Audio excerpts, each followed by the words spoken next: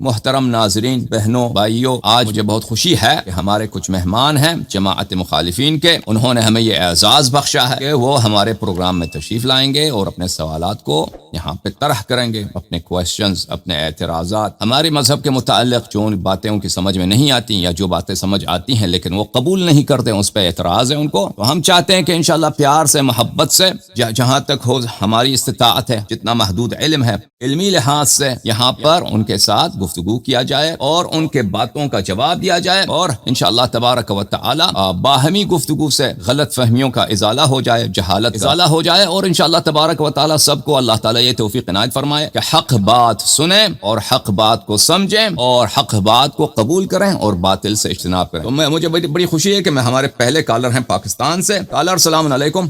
وعلیکم السلام ورحمۃ اللہ وبرکاتہ۔ شیخ کیا حال ہے آپ کے؟ ٹھیک ہے، اللہ کا کرام، مولا کا کرام، آپ سنائیں آپ کیسے ہیں؟ خیریت سے ہیں؟ الحمد للہ، اللہ کا شکر ہے۔ شیخ میں کوئی جس طرح سے ہوتے ہیں نا، ایک نارمل اسٹریم والے لوگ کوشچنس کرتے ہیں اور ایک کوئی وہ الزامی قسم کی باتیں یا اس طرح کی، پھر لمبی بحث چلی جاتی ہے۔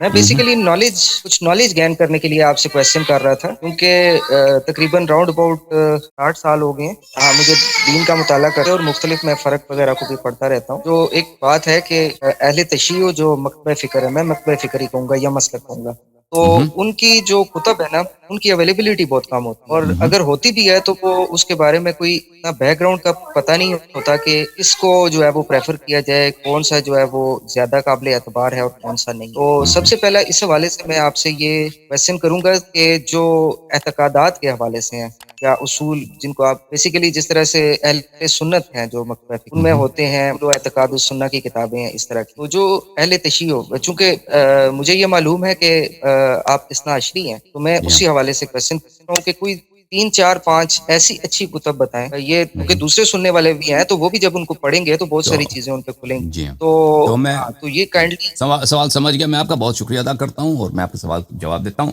دیکھیں، آپ ایسے ملک میں رہتے ہیں جہاں شیعوں کی اقلیت ہے، اور وہاں کے، اب مجھے نہیں معلوم پاکستان میں شیعہ کتب کتنے چھپتے ہیں اور کتنی اویلیبلٹی ہے، اور اگر آپ کو نہیں ملتے شیعہ کتب تو یہ ہمارے علماء کے کم کاری اور ان کے سہلنگاری اور ان کے لیزینس، جس کو اردو انگلش میں کہتے ہیں، اس کی وجہ یہی ہے۔ وَإِلَّا ہمارے کتب عربی زبان میں پہلے سے، یعنی اہل بیت علیہ السلام کے زبانے سے کتابیں عقائد پر بہت ہیں۔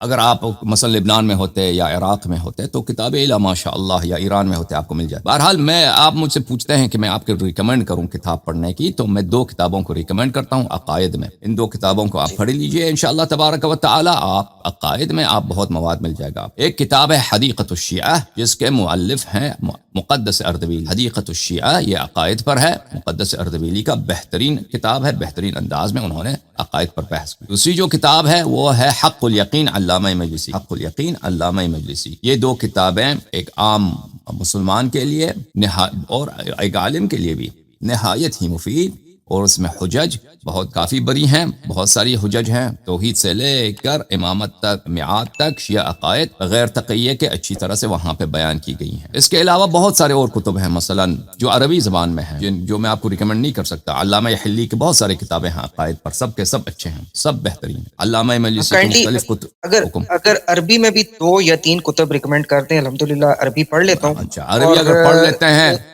پڑھ لیتے ہیں، علامہ حلی رحمہ اللہ کا کتاب ہے شرح تجدید الاعتقاد، یا شرح التجدید کے نام سے بہترین کتاب ہے، وہ اس کتاب کا ملاحظہ فرما لیجئے۔ اور اس کے علاوہ عقائد میں اگر آپ کتاب پڑھنا چاہتے ہیں، بحار الانوار سے، یعنی اگر کوئی شخص شیعہ عقیدہ کو جاننا چاہتا ہے تفصیل کے ساتھ، بحار الانوار سے بہترین کتاب میں ریکمینڈ نہیں کر سکتا۔ بحار الانوار کے مختلف، اب توحید سے لے کر اور میعاد اور تاریخ انبیاء، سیرہ نبی صلی اللہ علیہ وآلہ وسلم، اس کے بعد امامت، اور اس کے بعد متاعین الا ماشاء اللہ، اور احوال قیامت اور احوال ملائکہ، سب بہت تفصیل، اس میں تفصیل بہت زیادہ ہے، لیکن اس سے بہتر کتاب کہیں نہیں ہے۔ ٹھیک، کتابیں بہت ہیں، یہ کتابیں آپ ان میں رجوع کیجئے انشاءاللہ تبارک و تعالی، ان میں آپ کو بہت مواد مل جائے گا۔